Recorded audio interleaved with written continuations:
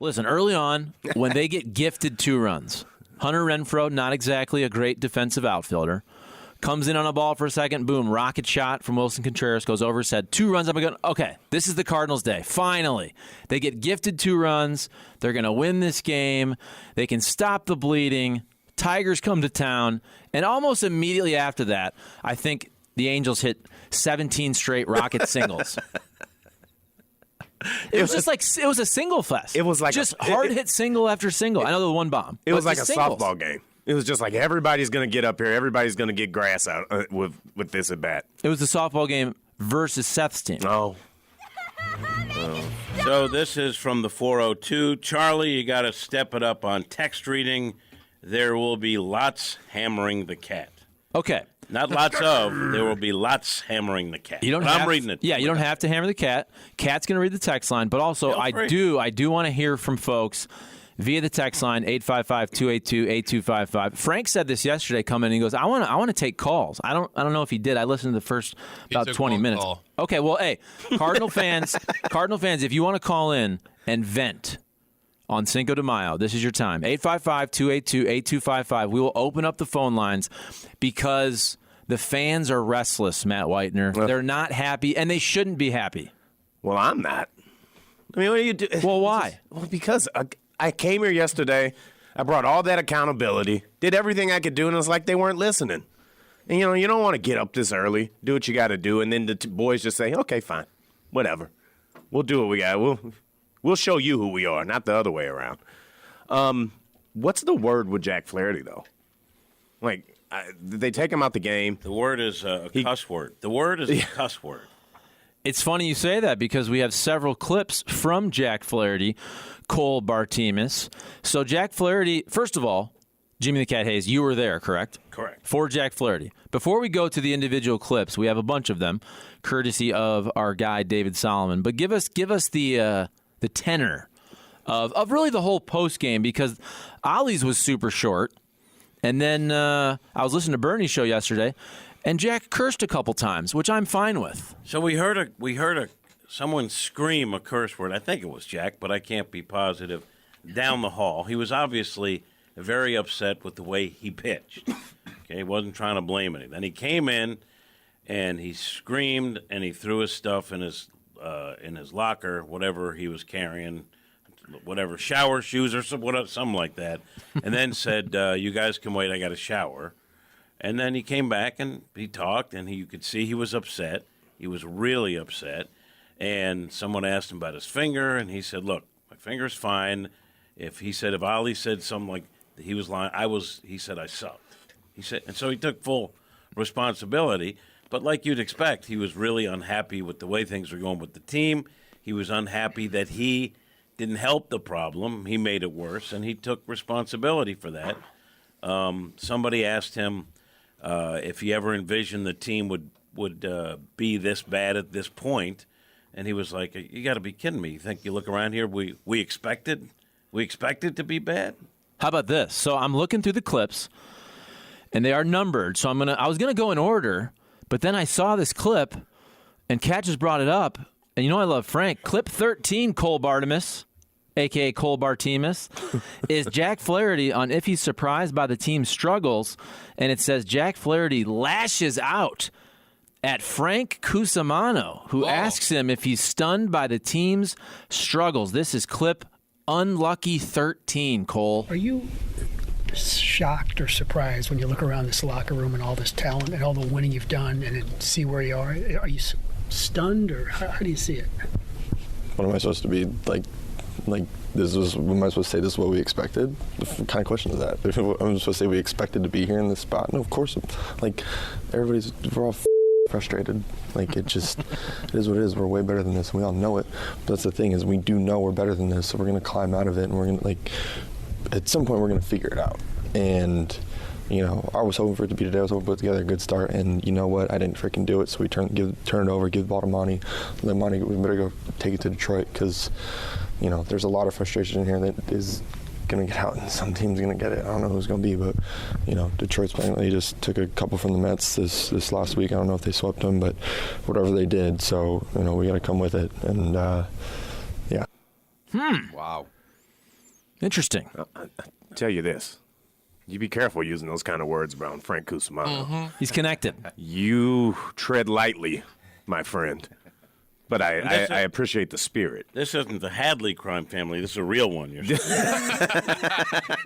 So here are some texts, if I may. Sure. This is from Bone. How pissed is Arenado that he did not opt out of his contract? Trade Flaherty before he gets hurt. He is not coming back. Hey, Cat. This is from the 618. Hey, Cat. When will you actually ask Mozeliak real questions? Hey, Cat. When Mozeliak actually take the heat from the fans? Not written properly, but I read it. Monty says Jack just proving he hates being a Cardinal. He wants to be a Coastal team player so bad. And the degenerate Wombat says the Cardinals are so pathetic now, it's getting less fun to make fun of. They're just sad now. Starting to feel sorry for them. It's still fun, though. I think that's actually a point, though, where when I text during the game, I didn't text Cat because I respect Wow, left him out. the integrity that he's bringing to the field. And by the way, I always like to take an opportunity when I'm sitting up a bit to see if I can find Cat. If I can look down and see where he's at through there. I didn't catch you yesterday, though. I was glad to see it was Take Seth to Work Day, though. That was nice, that the two pictures that you two had. But the spirit, in all jokes aside, man, people were down, though, around that ballpark. It was just throwing hands up. Just I can't recall since maybe, again, like 94, 95 maybe, walking around there and people just being like, I don't even know if we expect to win. And that's a tough place to be with this team because this team's a ton more talented than those squads were back then. They have talent. That's why I know it's rights holder talk. But they should be better than this. They really should be. Even if you look at some of the offensive numbers, like where they are in some offensive categories, they would lead you to believe that they're good. And then you see runners in scoring position, among others, which is near the bottom, and you realize they're just not consistent in anything. You know, they're not. Like, they'll get 4 or 5 okay starts in a row from the starters, and then kaboom, they'll get an awful one. Or they'll have a couple of games in a row where they hit a little bit, and then nothing. All right, I believe I heard this question on Bernie's show yesterday, Cole. It is number 17, and it is about new pitching coach, new catcher. Is that contributing at all potentially to these early season struggles? We just got to do a better job executing, as myself included. I just saw they had 8 or 9 hits off of me with 2 strikes, so it's just you just got to do a better job executing. It's regardless of what you throw, what not. If you execute, you're going to win, and if you don't, you get a day like today. And so I heard another clip. Maybe it was longer also. It was Ben Fred asking the question, and Flaherty started with, I know where you're going there. And the insinuation was, you're trying to get me to blame Wilson Contreras and the new pitching coach, Dusty Blake, which I think it's a fair conversation to have, though. I understand, look, I know the Cardinals, Ollie, Jack here, getting a little chirpy with the media, especially for a team that is 12 games under 500 the last 2 or 3 days. They're very frustrated. I get it. But I do think the media, for the most part, when they've been kind of chirped back a little bit, they're asking very legitimate questions. But the players and the manager, they're very frustrated right now. And you get it. We all would be. But it's not the media's fault. No, and you're trying to figure it out as a media guy so you can put context in your story. So, if I'm Jack Flaherty, I'll put it this way. Watching Jack Flaherty, would I put any blame on anyone else but Jack Flaherty? No. But you ask him because you want to see what he says about it. You know, in a way, sometimes you ask questions, you might not think that's the case anyway. You want to see what they say about it, right? Because you're writing a story about it. Like, Jack Flaherty knows what is going wrong with him, all right? He can't fix it right now. He can't command his fastball, among other things. You're not going to blame Contreras for that. Certainly the new pitching coach has nothing to do with it. But as a reporter, I want to see what he has to say about it.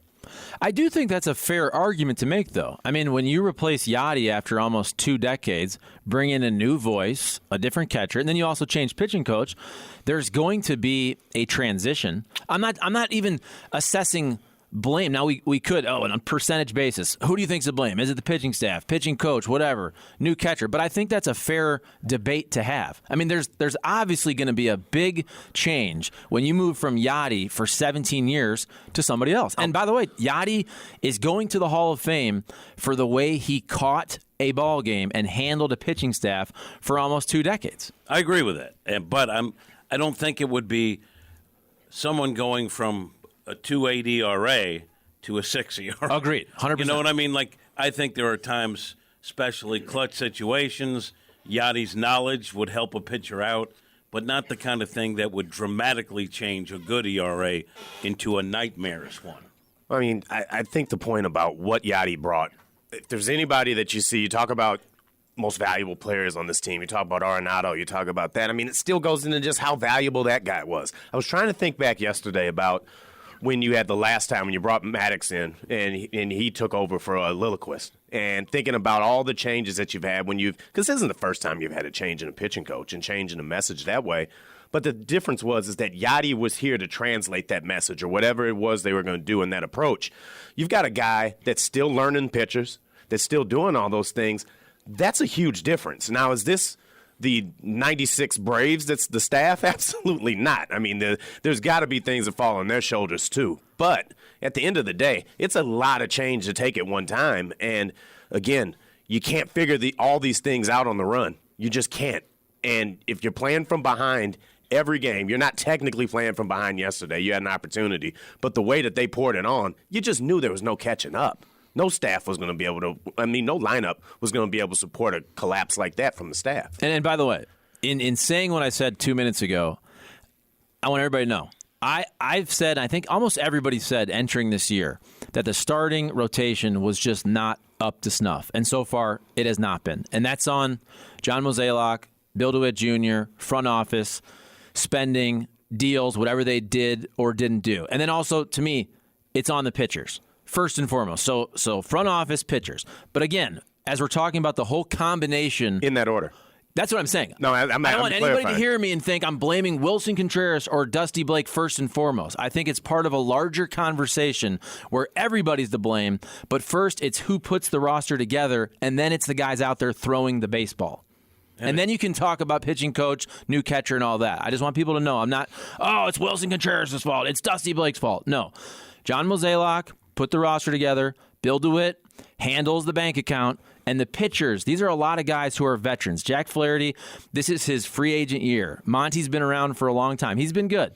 Miles Michaelis, better recently. Steven Matz is a veteran. I know Jake Woodford, young guy and all that, but these are a lot of pitchers that should be way better than they're pitching right now. Even if we didn't think they're going to be top 10, you should probably be middle of the pack at least. You shouldn't be one of the worst rotations in baseball. I agree with that. But you're getting Waino back, and that's like making a trade. Yes, thank you. Let's do the text line. This is a Little Ollie-led team of mouthy, buffoon, wannabe tough guys. This is Joe Boo's Rum. Not going to hammer the cat. He's a pimp in simp clothing. In the past, I've hammered Jack because I was told he was good, but didn't believe it.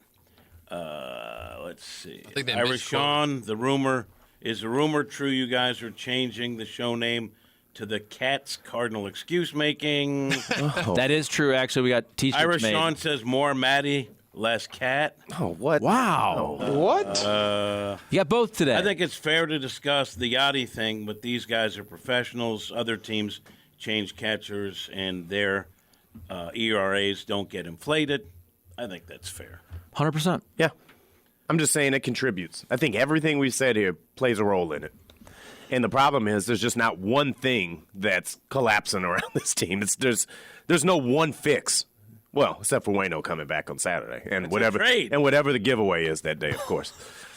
Well, let me tell you, we got a belt bag, we have Ryan Helsley bobblehead, and we have the kids pullover. I've actually memorized it. Great giveaways. The Ryan Helsley bobblehead day. Do you think that in order to really get that over, they're going to do the light show and bring it out with the Clydesdales with the bobblehead on the back of it, going around the outfield to make sure everybody knows what they really got? I'll tell you what. So that's Saturday, by the way.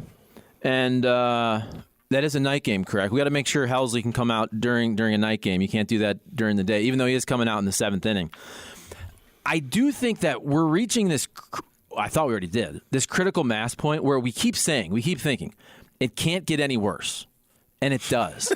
And then you have the Tigers coming into town, and you're thinking, oh, the Cardinals should beat the Tigers. Well, the Tigers are actually better than the Cardinals right now, and just coming off by 3 games, a sweep of the Mets. I mean, up the Cardinals, 500 though. No, I know, but the Cardinals are the worst team in the National League right now. And I do think it speaks to where you are. It's not early anymore, and you're not just 5 games under.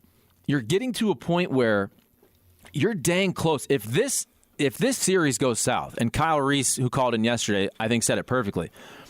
If you get swept by the Tigers, I think the season's over.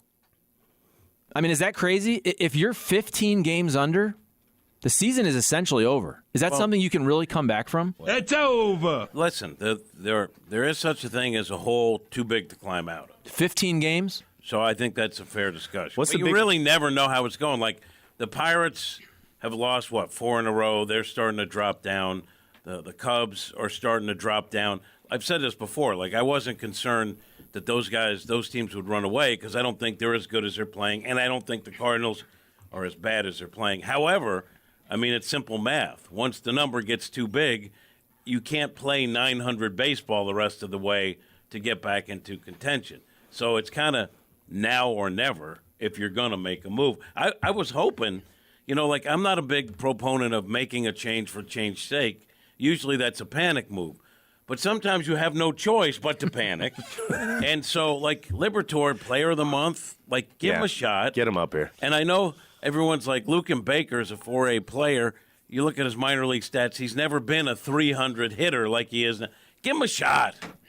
Like, go ahead. Shake it up a little bit. So I got curious when you talk about a change, and this isn't a change for change's sake, but, we talk a lot about the message and, can Ali handle the club and what's all that mean? So I looked it up yesterday. What are the odds for the first manager fired in Major League Baseball via Sportsline? Right now, it's A.J. Hinch at plus 300, who's got the Tigers coming into town this weekend.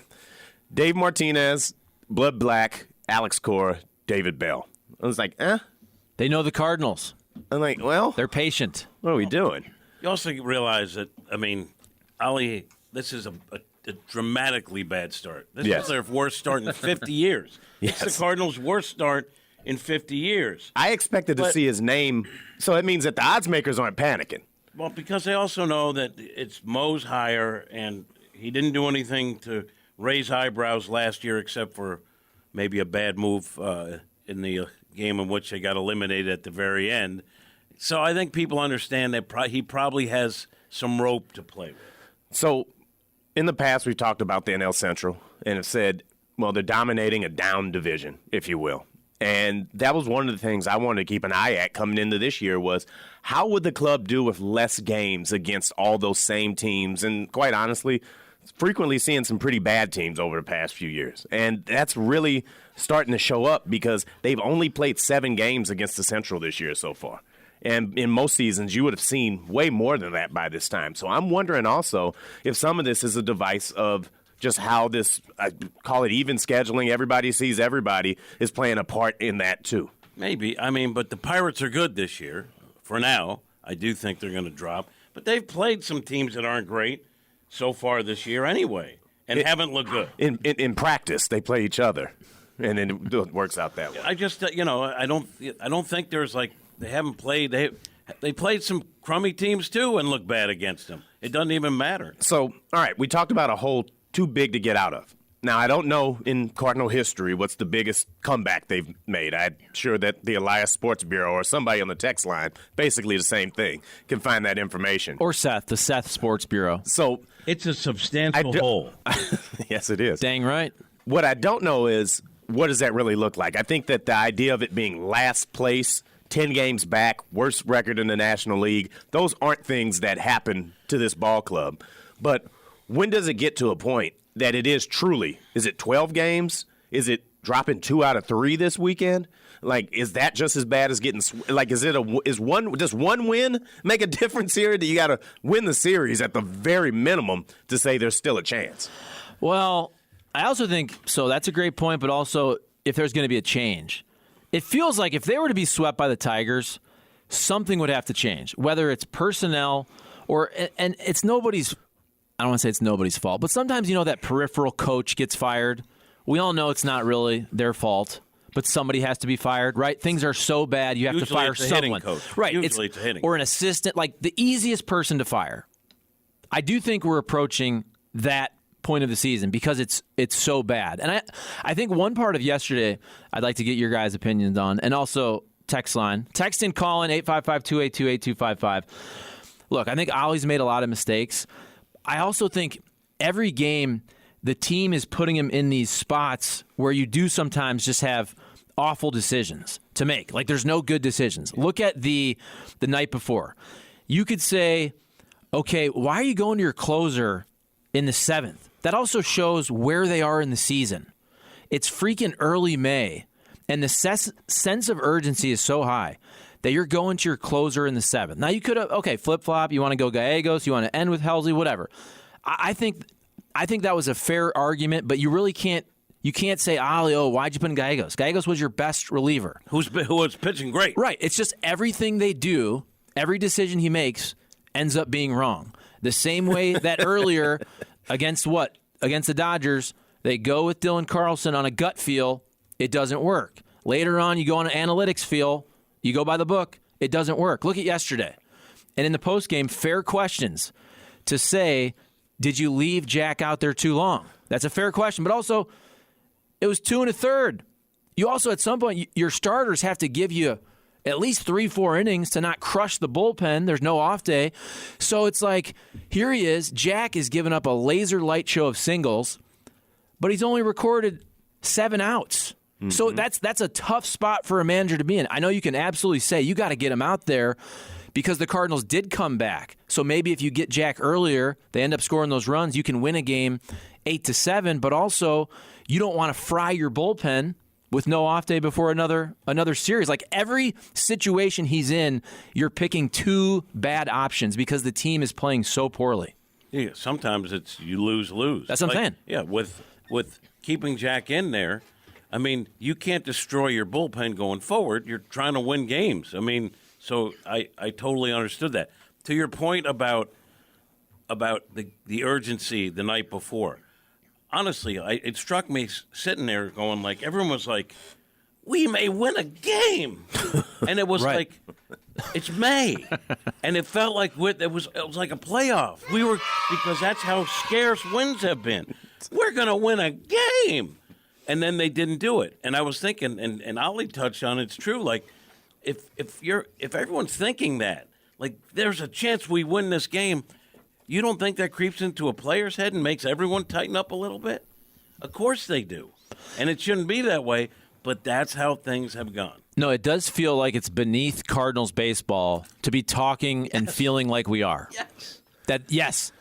They can win a game. Even against Shohei Ohtani and Mike Trout. By golly, they can win this regular season baseball game. In May. They've won 2 games. In May. They've won 2 games since April 21st. Brutality. So I will read some texts. It's a Ponzi scheme. You're right, James. Andy Felterbush said Contreras is hitting in 1 month what it would take Yadi to hit in 3 months. Also, Walker is hitting awful now in Memphis. They ruined him, too. To be fair, we were talking about defensively catching. We all know Wilson Contreras. Enormous upgrade over Yadi, especially the last couple of years. Well, I think I just hope we can win a game. Gino Ojic said A.J. Przinsky said Molina was managing the team when he was here. Not surprising, Marmol and the pitching staff is struggling now. Mozeliak needs to make moves today, but he won't. That's from the 618. Does anyone find it strange that Maddox retired and took a job 2 days later? Something is fishy. So let me address, because I've seen this too, like Matt Holliday. I saw this all over social media. I get this all the time, by the way. Matt Holliday. He saw something. What did he know? He saw something. And they must not listen to Hot Take Central, which is weird in this day and age that someone doesn't listen to Hot Take Central. But Matt Holliday's buddies with Ollie. Part of the reason why he wanted to be his bench coach, and then realized I got too much going on with my family. It was a tough decision. Had nothing to do with He came in and he looked over the schematics and said, "I'm out of here." This team's terrible. And with Maddox people too, complain. they I think there was some trepidation with Maddox that some days he'd be on the golf course till a certain time and not. So I don't know. They got the sense that he wanted to do things that non-coaching personnel wanted to do. Maybe that's the way to go, though. We talk about work-life balance. Ollie keeps saying this team tries too hard. So maybe the coaching staff is grinding too hard. They tried that. They tried show and go Nerds days in their books. Maybe they should golf a little more. But no, they've tried show and go days where players show up late, just get dressed and go play. Still lose. That didn't work either. That ain't the way. Show and go. I think, though, again, if you're talking big picture, there have been some odd things in the last couple years. We all know that Schulte being fired, that surprised a lot of people. But then go back to last year, Mike Maddox, it does seem like, okay, maybe he wants a less stressful job. Boom, right back to being a pitching coach. Maybe you thought he's going to be an assistant pitching coach or maybe a consultant and be able to golf a little more. No, he leaves, goes right to being a pitching coach. How about Jeff Albert? Oh, the Twitter trolls were being mean to me and all that. And then he goes to New York, where the media is harsher than arguably anybody, right? And now you have other kind of weird stuff going on this year. And I don't know.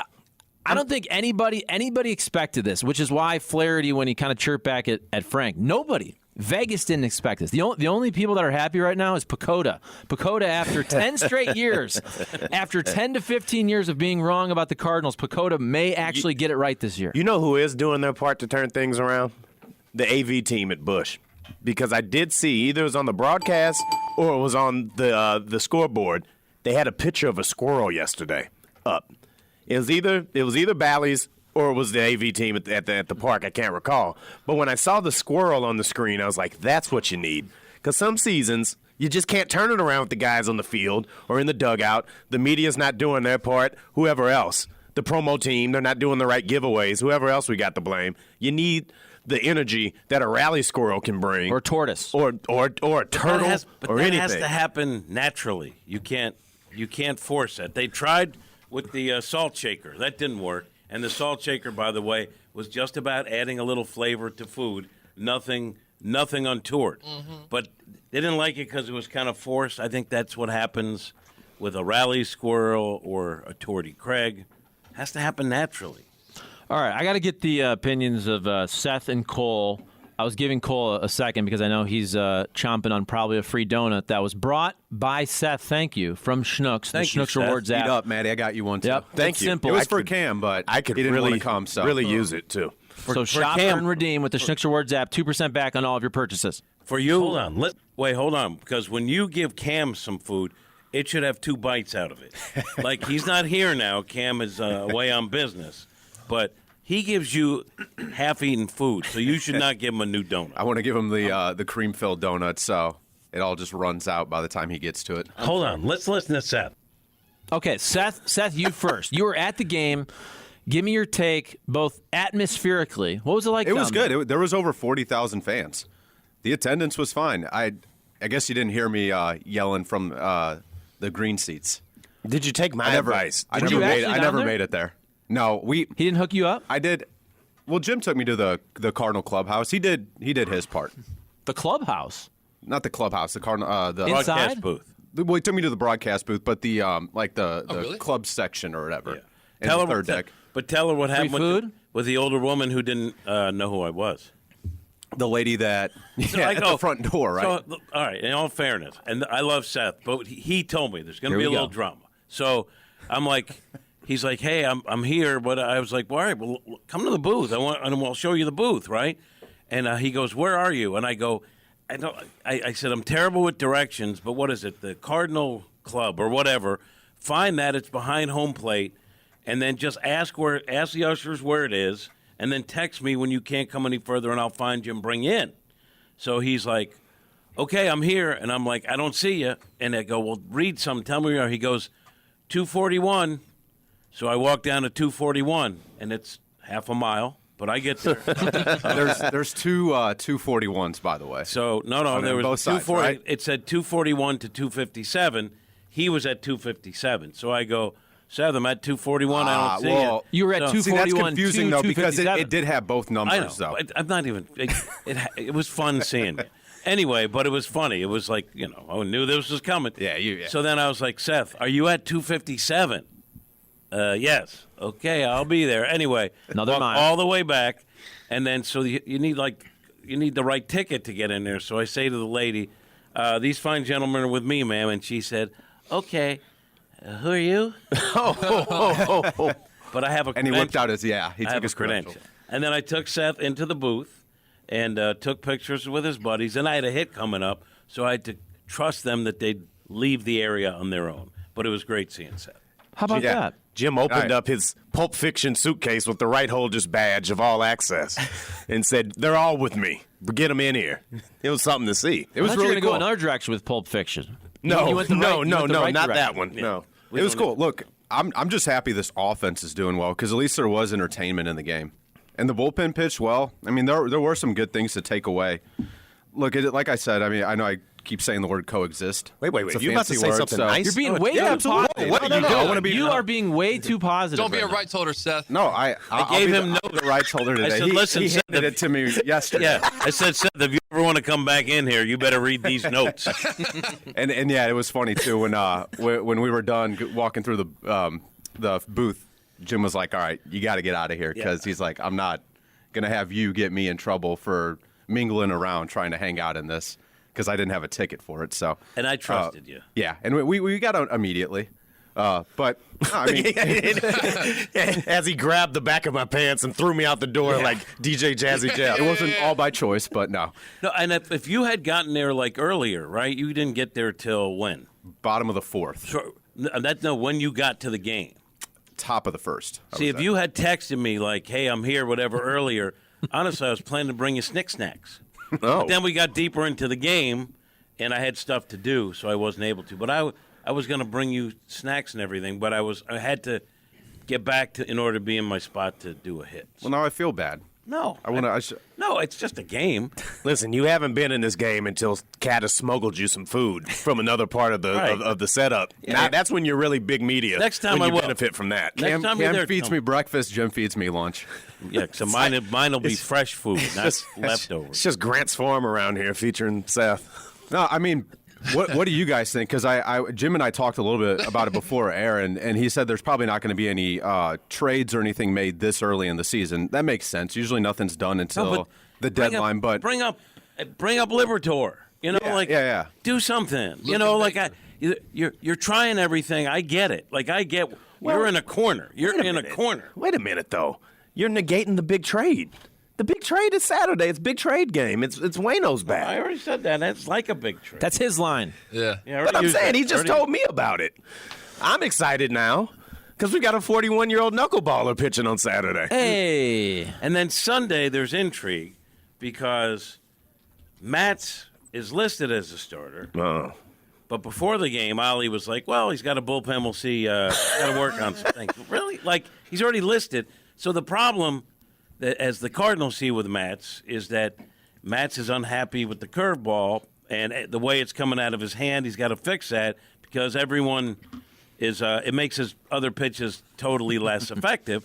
So did he fix it in the bullpen? Yes. There was still some intrigue. It's good. We're good. Is it safe to say that Steven Matz is the best shape of my life winner of the spring? No. I mean, when do you hear he's already listed as the starter, scheduled starter for Sunday, and the manager said, well, we'll see how the bullpen goes. It tells you that maybe something's in play. Well, you saw Jake yesterday, who came in, and I was like, oh, man, they're going to piggyback this. That means that's already changed up. So, I mean, you're running slow on options. I think I would keep my eye if I was Matthew Liberatore on the phone. Oh, for sure. That's where, look, you can say, oh, the Cardinals acted too late. And it's really, okay, is it one start too late?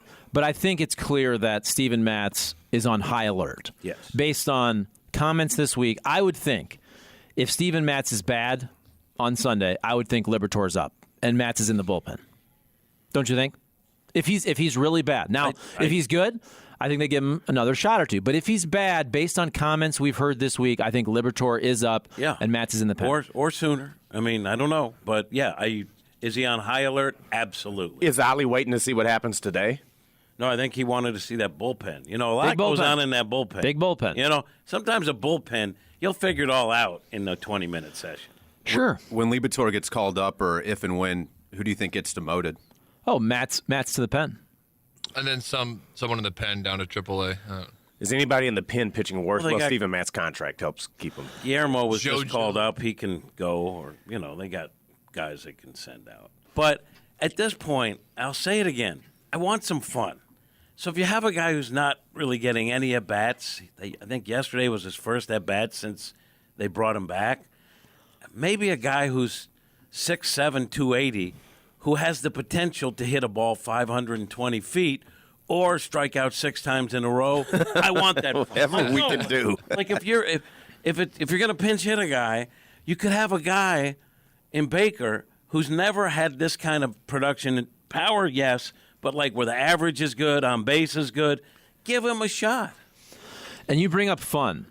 I think, and I've said this a million times, I always root for the Cardinals to win and all of our local teams because it's good for business. Now, I'm not the big fan because I'm not from St. Louis, but I always root for our teams to win. It's better for the city. I'm a fun guy. Morale. It's better for our business in the radio business. But also, chaos can also be fun. So when the Cardinals have a bad week, I do think for our product on radio and talking about sports, it can be more interesting. But then it gets to a point where it's pathetic. And I feel like for a while it was fun in a way of this never happens. It's odd. The fans are mad. We're having fun with the randomness of the Cardinals for once in 50 years being awful. But now it's becoming a clown show. It's becoming embarrassing, Cole. Yep. Am I wrong? No. And if I'm just reading between the lines of what you're saying, it sounds like the only way that this can possibly become good for business if people start getting fired. And then all of a sudden, hey, now all of a sudden people are listening. They're texting in. They're saying, hey, we got this new manager idea that we want. We want this guy. We want Joe Madden. We want that guy. And that could be the good for the business. I don't think people are getting fired. I think I don't think so either. Not in the short term. No. Well, Not in the short it sounds like Steven Matz is getting fired. somebody might get fired. It has to be rationally, though. It can't be just off emotion because everyone's, up Well, in emotion arms. doesn't rule at Busch Stadium. Not in the John Mozeliak They're businessmen. era. I don't think anybody's getting fired because I think that Ollie Marmol and his managing style, that was all co-signed by John Mozeliak like 15, 16 months ago. It hasn't been that long. So I don't think that they're going to double back on their idea to hire him this quickly. I didn't say Ollie. It's usually, again, that's it's an assistant coach that has no impact. Look, I agree. Everything you're it's the saying. assistant analytics guy Number 88. that presses play on the computer. Chris He has no real value, but that person gets fired because, somebody's getting fired. No, but the difference is, like, if it were a Jeff Albert or something, maybe that would happen. But Mo just got an extension. Did he want the extension? Ollie's still relatively new, and it's Mo's hire, so they're probably not going to do anything there. How ridiculous would it be if they fired some random? It would look ridiculous. It's got to be There'd somebody. Be no upside. If they're going to shake it up, do it with your roster. Bring some kids up. Mix those guys up because that's within your realm to do, and that would seem less ridiculous. It's got to be somebody that when Cat shows up to the ballpark today, Mo calls him in. Come on in, Jim. Let's talk. I need you to go fire this guy. Somebody at that level, not up there. You got to go there and say, come here, kid. Some guy Steph's age that you can show around the ballpark and show him the door. We need more from you. I don't like any of that because that could be me getting fired. No, absolutely that not. could be me getting John fired. Mozeliak is not going to send you to fire yourself. That would be quite the story. No, but he could say, "Hey, Scotty Warman, go fire Jim." He could do that. But this happens all the time. Remember 2 years ago, Steve Wilkes is the defensive coordinator. He comes in. Mizzou's offense, okay. Mizzou's boy. defense is terrible. Okay. Who'd they fire? Remember? the defensive line coach. Yeah, that's true. This happens all the time. That's true. But he had it coming. But my point is, you don't fire the guys with contracts. You don't fire the guys making money. You don't fire guys that are here for long term. It's always the guy. Oh, really? It's the defensive lines coach. It's not. So Eli Drinkwitz, you made this hire. It's not your fault. Steve Wilkes, you came in. You have NFL experience. It's not your fault. We're going to fire the defensive line coach. Now, I'm saying stuff like that happens all the time. So Turner Ward is the hitting coach. He's been the assistant hitting coach. It'll be like the assistant to the assistant. It'll be like a bullpen guy. But that would seem even too. Of course, but it happens all the time. But this would be extreme because, as you said, it has gotten pathetic. It's gotten beyond the realm of, hey, we can make a move here to fix it. Everyone would know exactly. I didn't get to watch his effort yesterday, but what's Fredbird bringing? How's Fredbird going? Thank you. Pretty good. The other day, Fredbird's been having a good year? Yeah, he's been all right because the other day he pulled out from his bag knitting, like the knitting needles and something he was knitting, which is pretty good material. By the way, Cole, because you were like, before the game I was thinking about this. Newt was in the leadoff spot. Then he had 4 hits. And I know you like Donovan in the leadoff spot. Yeah. Donovan hasn't been – I mean, if you look at his numbers, it doesn't jump out at you. But comparatively, like his on-base percentage is not good. It's like just over 300 for a leadoff hitter, not good. Last year was much higher. He's not seeing as many pitches. But then Nootbaar gets 4 hits. Nootbaar's been walking like crazy this year. Yesterday he had 4 hits, which brings Nootbaar's on-base percentage this season to .416, which is ridiculously good. So I think we're going to see Newt in the leadoff spot for a while. Yeah, probably. I question how long those walks can last because his ratios right now are insane. So I think that recent trends, of course, now the recent trends just got completely jacked up because of that 4-hit day. But recent trends, Donovan's OBP was only like 7 points beneath Lars Nootbaar's in their past 10 games. But yeah, man, if you get a 4-hit day, the next day you better be somewhere near the top of the lineup. So I definitely think that, at least for today, we'll see what happens in the long term. But Lars Nootbaar is doing a pretty good job. I still think my number one priority is Brendan Donovan to the outfield. This is because I am not a Tyler O'Neill guy. I'm kind of that 1 year was a flash in the pan. I just don't believe in him long term. So I'm more quickly to give up on him than other people would be. How about with Newt? Jeez, oh, Pete. One of those days I just cannot clear my throat. Here's the deal. I agree with you on the walk rate, but if you look at OPS, so Newt's OPS this year is 793. Last year was 788.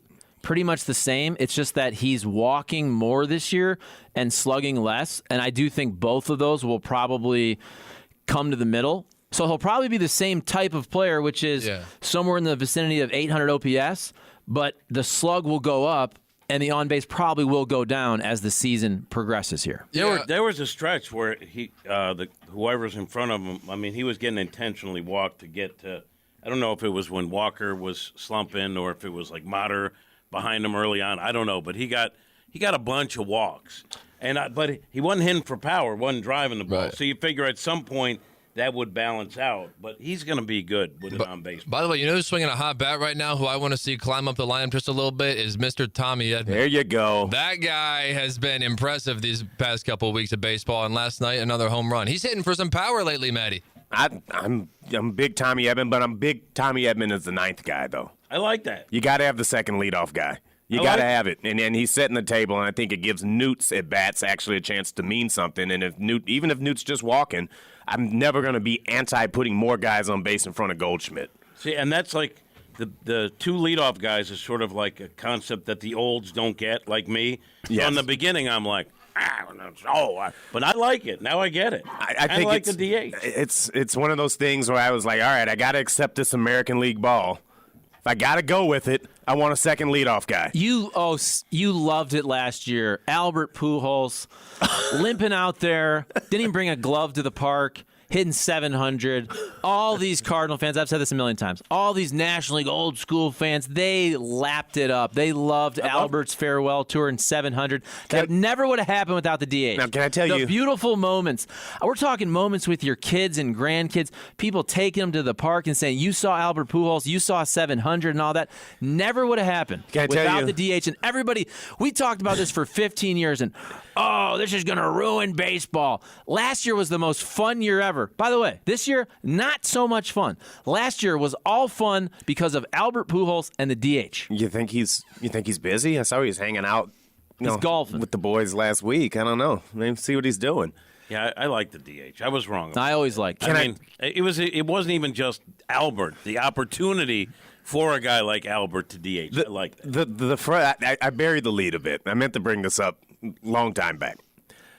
I realized that people were getting frustrated yesterday when I'm walking out the park. I'm walking past Monument of all the Hall of Famers, and the guy just screams at the Bob Gibson statue, "Can you come back and help us?" I was like, "Oh my God!" I was like, "Are we at that point where you're screaming at statues of dearly departed legends to come help you in this season?" Unfortunately, you can't keep a secret anymore, so.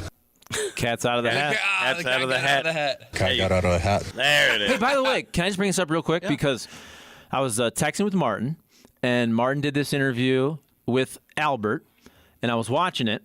And so the whole thing with what hat you're going to wear in Cooperstown, Albert kind of made it sound like it's going to be obvious that it's going to be the Cardinals, it seemed like. But then he said he's going to do some broadcasting.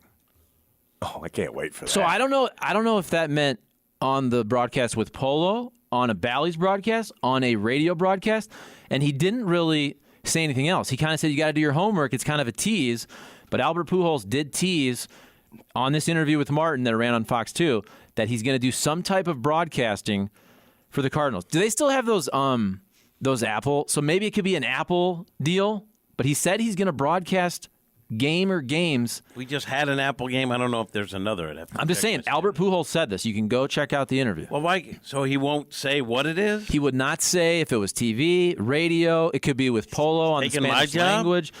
Could be taking your job. What's your contract? What's it looking like? Well, they're all 6-month contracts. I know you disagree. Not here. Here's a text line. Not here. Not here. If the Cardinals were a sales rep at my company, they'd be fired. That's from Sanderson. Time to blow it up, starting with Napoleon and Pee Wee Herman. So is that Ollie and who's okay? So bow tie because of the bow tie.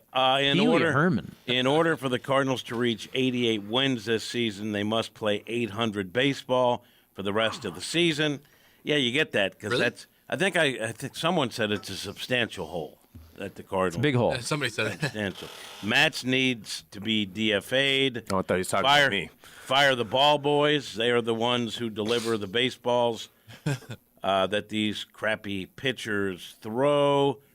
Kim Gardner resigning was the boost the Cardinals needed. Yes. She's going to be a nurse, right? It's a great profession. My mom's a nurse. I saw that, and I had a lot of questions. Good timing for Edman to prove himself as our best trade piece. Maddie, that's so funny. I don't know what he was talking about. Are you talking about the guy screaming at Bob Gibson yesterday? I still think come on, Gibby, is just payment for the devil magic we brought last year. There you go, some of them. Okay, how about this real quick, and we'll get to a break. Although we split them up on the podcast, so we're rolling with the Cardinals. Go as long as you want. Segment here. So I did throw this out there for a Twitter poll yesterday. Now, one of them was a joke. This one, actually, I wanted to really get the fan base's take on this. So I just said, who's most to blame for the Cardinals' awful start? And I believe this was before the game. So I chose 4 options, and I thought this was fair. Tell me if I'm wrong. The 4 options were Bill DeWitt Jr., so ownership. I put John Mozeliak. I probably should have put John Mozeliak and front office, but I thought that was understood.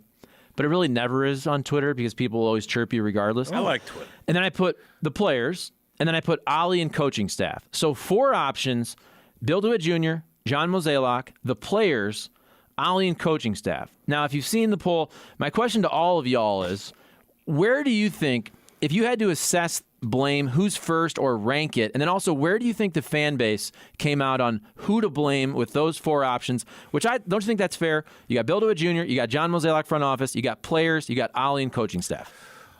I'm going to go Mo, because blame this is Mo. for you? Yeah. Okay. I'll say blame Mo. He was number 1. Always. John Mozeliak was 44% of the blame in terms of who you blame first. Ollie is 2. The players were 2, but very close. The players were 20%. Ollie and coaching staff were 19%. Bill DeWitt Jr., 17%, which I think you should flip that. the man that controls the bank account, he tells Mo, I know Mo can make decisions on his own with, hey, trades and whatnot, but in terms of spending, that's not Mo. That's ownership. That's Bill DeWitt Jr.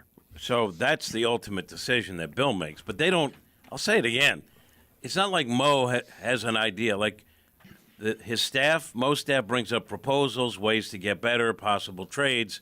Then they talk about it with Bill DeWitt Jr., who's a baseball guy. But he's They not do a it- baseball guy. Like, I get that. I'm not saying he's not. But, like, in terms of what double-A guy we're going to trade for or move. If you ever ask him about a prospect in Double-A, he'll tell you something. But you think he knows the Rays double-A prospects? No. But what I'm saying is To make a deal, I'm saying. they discuss it openly with all the information that the organization has on the potential trade target.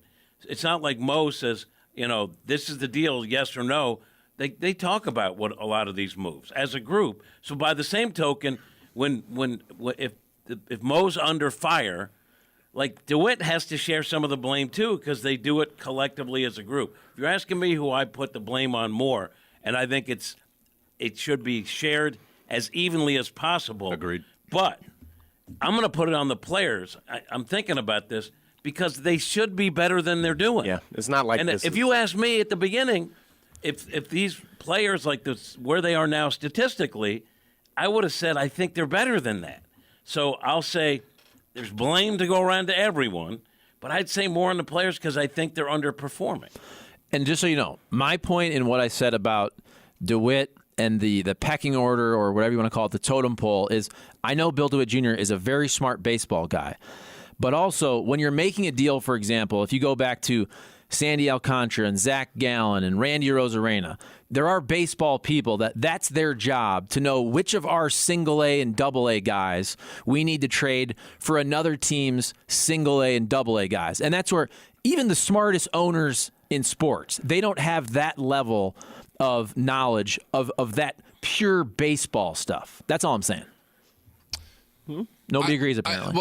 Here's what I think. Like, do you think Bill DeWitt Jr. was like, hey, trade Sandy Alcantara? Oh, I like Randy Arozarena. No. All I'm saying is ownership, those are smart guys. But there are people who just look at computers all day long, and they literally know everybody in single-A and high-A and double-A and who they like and who they don't. and how they view their own prospects. And then they put it in a report, and everyone has a folder with all that data in there. And I'm just telling you, like, I guarantee before they trade Alcantara, Bill DeWitt knew who he was, and has probably seen video or something of the guy. But then he had the folder with all the information, and they figure out how they want to go, how they want to proceed. Who's writing that folder up? Who's stuffing that folder with Seth? bad information? Sorry. Seth is. Seth. Thanks, Seth. Tried to make up for it yesterday.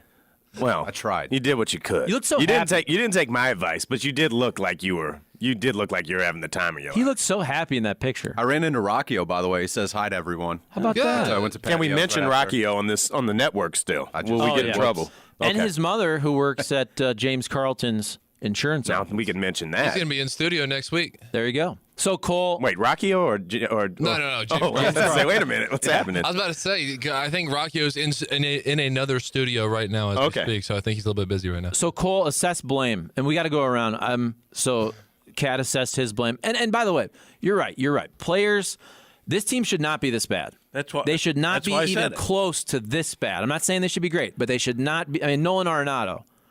I mean, for goodness sakes, come on now, Cole. By the way, Nolan Arenado's body language last night yesterday afternoon was pretty bad, I felt. So I wonder what's going on there. Obviously, he's struggling, but I thought that he tossed his bat in the air one time after a ground ball. He was pretty animated, so that's definitely something to watch. As far as assessing blame goes, I got to put Mozeliak number one because I feel like he's also responsible for Marmol. So I feel like it's tough to put Marmol above Mo. So Mo's going to be number one. The reason that I'm not saying Bill DeWitt is probably the reason that they're not winning World Series because of the payroll. Bill DeWitt is not the reason that they're 10-22. That's fair. So the players and their severe underperforming, as Kat just said, I definitely think take more precedent than Bill DeWitt. So I'm going. It's tough for me to figure out where Marmol fits into this equation, but Mo at number one. It feels weird to say Bill DeWitt last, but I'm probably going to do it anyway. I'm going to do Mo number one, then the players, then Marmol, and then Bill DeWitt I last. just don't get how you can't have. I mean, look, we're discussing it rationally, but how could you not put the players number one? It's when you more look up and fun. down? I know it's easier to blame the scream at manager. someone and say they're cheap chokers, but the players have been underperforming. Yeah. And it's like as you point out, it's not like they weren't quite good enough to get to the next round of the postseason. That's because they were missing a starter. That's on DeWitt or Mo. They are 12 games under 500. This isn't a manager thing. This isn't a roster construct thing. Yes, there's room to criticize that too, but I'm talking about the worst start in 50 years because players are underperforming. Well, It's everybody, though. I said that. Everyone deserves. Everybody's got a hand, but I'm going to go back to what we sat here and talked about 2 months ago. We looked at this roster and we said, man, how are you going to get opportunity for all these guys? Can you fit this guy on the roster? Can you fit this guy on it? And now they're not performing. So it's definitely the players for me. It's not a one-size-fits-all issue, but it's definitely the players because you wouldn't have conversations like that. When you look at the rest of the teams that they're hovering either just below or just above, the Oakland A's have 6 wins. The Oakland A's, we sat here and said, name 3 guys on the Oakland A's, and we had radio silence. Jose Canseco. Yeah, exactly. So when you look at the teams that they're underneath, the Washington Nationals, the Colorado Rockies, like these are teams that showed up to this year like, let's just get to the draft. But they're 2 and 3 games worse than all these teams. It's the guys. It's the guys between the lines that are doing it. I think the reason I had Mo number 1 is because I have him inheriting whatever blame that you would put on Ollie Marmol, Well, too. it's also So because that you're doubles becoming down. a good St. Louisan, and blaming Mo is part of that. No, because I think that he got a lot of hate, and I've noticed that in my time here that a lot of people love to bash Mo. And I think he's got a fantastic track record with trades. So I think for years and years he's put this organization in a position to succeed. Just in recent years, he hasn't been very hot with trades. You know, he got the Goldonado, obviously, which was fantastic, and I even questioned some of the other general managers around the league who allowed those trades to happen. Insider trading. Yeah, something like that. But I think that largely he's been good. But if you question the Marmol hire, then I think that whatever blame you assess on Marmol has to then carry up a little bit and go to mode 2. Can I make an argument for Ollie? And I'm thinking this through. So for him being the reason, not on his behalf. Well, by the way, clear. you can make an argument for everybody. Yeah. Which is why it's not really fun, but it's a fun debate. The baseball isn't fun, but here I'm thinking this through. So you can poke holes in my argument, but look at it like this. Is it fair to say, let's look at post-Tony La Russa Cardinals. So we're looking at about, 11, 12 years. We're looking at the Matheny era, the Schultz era, and now couple years, year and a half, whatever it's been, of the Ollie Marmol era. Is it fair to say that the teams have kind of all been the same on paper? Like we kind of thought all of these teams, now early on with Matheny, that team was really good. But towards the end of Matheny, Schilt, Ollie, I feel like all the teams have been kind of the same. We all thought they were going to be good, probably win the Central, probably not elite, not going to make a deep run, 90 wins, win the Central, probably early playoff exit. Is that fair? I feel like since midway through Matheny, the last, 8 years, the Cards have felt the same to me. 90-ish wins. I'm not even trying to criticize. That's good. But never a World Series contender. Same type of roster. You had Matheny, you had Schilt, now you have Ollie. This is the first time we've ever hit a rock bottom like this. Even the worst of Matheny with the terrible defense and the terrible base running. They never had a record like this. Schilt, he cleaned up all of the fundamentals. They were 500 for that one season. Then they go 17-game winning streak. My point is, and tell me if I'm wrong, but we have not in the last several years, you can go back now 50 years, we have never seen a Cardinals team hit rock bottom to this point. Even when we're complaining, they're around 500. Now they're terrible. Yeah, but so same type of roster, right? Still DeWitt, still Mo, or the field manager and the staff is different. I'm throwing that out there for y'all to debate. I want to ask this, but Ollie was there last year. Okay, so unless he's suddenly lost it, to me, yeah, they had some moving parts and no one's gotten a hold of any of the positions in the outfield. Nootbaar's doing better. Carlson defensively, I think, has secured center field. But there's a lot of guys on the roster underperforming. That's the big difference with last year. But look at Matheny. Matheny inherits a World Series championship team and goes NLCS, World Series, NLCS. And then everybody, even now, here's this great Cardinal, this guy who was the grinder, and people now look at him as a bad manager because of the way it ended. Yeah, I think the question that I would ask you guys, because you guys were all here throughout the 2010s, is as far as roster construction goes. No. I'm just saying I'm from elsewhere. I'm a foreigner. But the question I would ask you guys, are those teams all throughout the 2010s, did they have a bunch of set lineups year in and year out, or were they juggling a bunch of prospects the way they are this year as far as that different. goes? This is different. I mean, there is always a position that, had some moving parts to it. This is a different operation. They were trying to figure it out on the fly with what seemed to be a lot of good pieces in hoping that someone would lock it down, and that hasn't happened, and I think that's been a negative. Would you like me to read the text line real quick? Let's do it. The front office needs to be held accountable, 618. Accountability. From Ferg, no, this is Mo's fault, maybe DeWitt's too, but the roster construction does not set up these players for success. Mr. Arizona said, you can't fire DeWitt, you can't fire Mo, you can't fire the players for the most part. Ali, the clown, is in charge of the players, the locker room, and what happens on the field. If you don't think Ali, the clown, should be fired, you're insane. Brian Hoffman texting me says, fun topic. Also, Cat is right. It's on the players. Oh, right. What? I said love that Brian, too, but now Hoff. it makes me rethink my position. Don't you Brian. Don't you think that when you look at what's happened in the first month or so, the Cardinals never saw this coming? It's so obvious. Uh-oh, you're getting close to the Flaherty zone. Be careful. Okay, but there's now a panic mode in place within the organization and on the field with what's happening, and you can tell by the moves that they're making. Here we're talking early on about Steven Matz in year 2 of a $44 million contract, potentially going to the bullpen.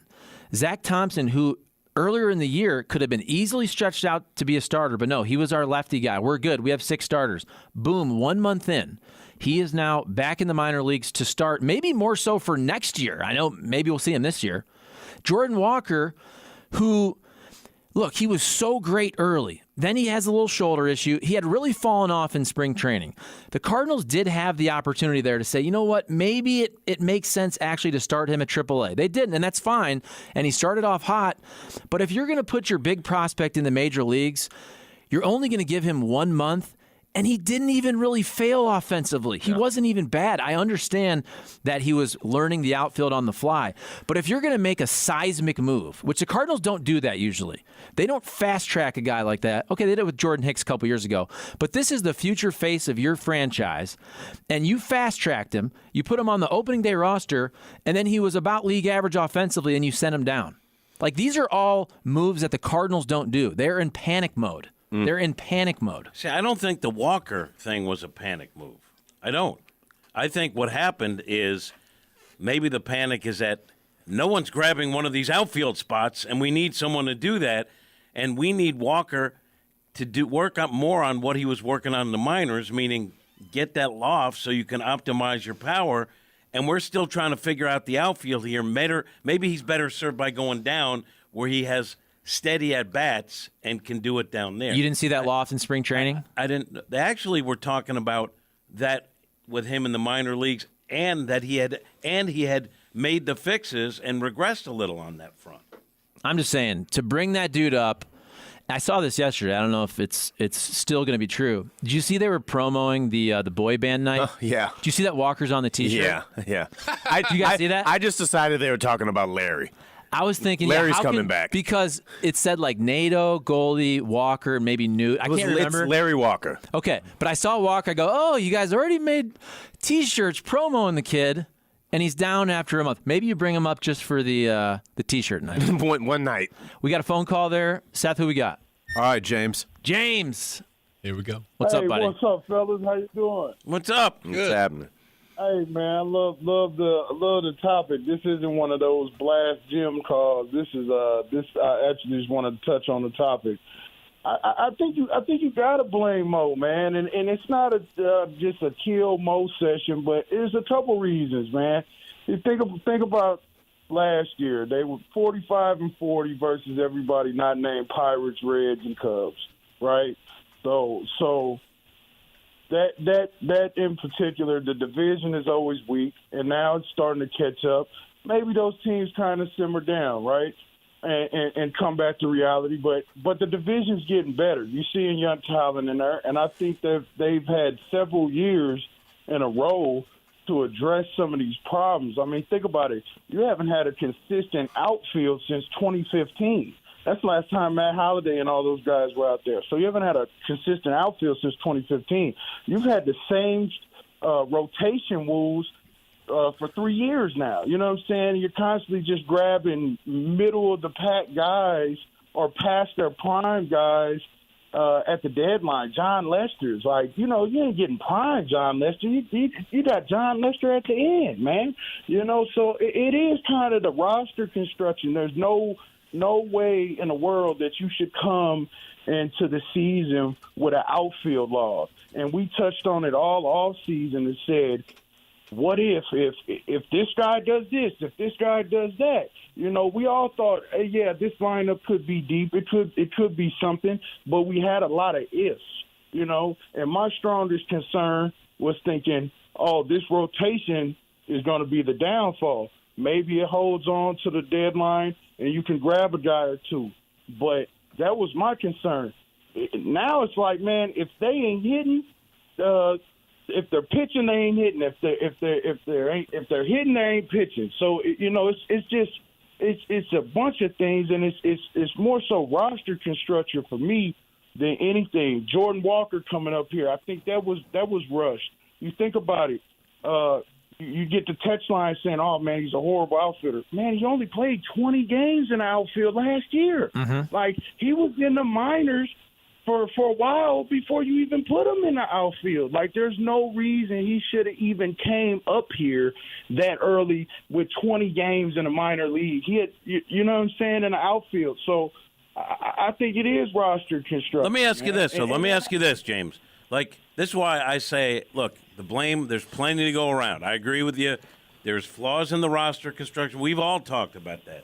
But no one saw this level coming. We're talking about an awful start. So if we all agreed, I mean, I think most people thought, yeah, the team's maybe I'm wrong, but most people thought this team's going to be pretty good, but probably not good enough to win the World Series.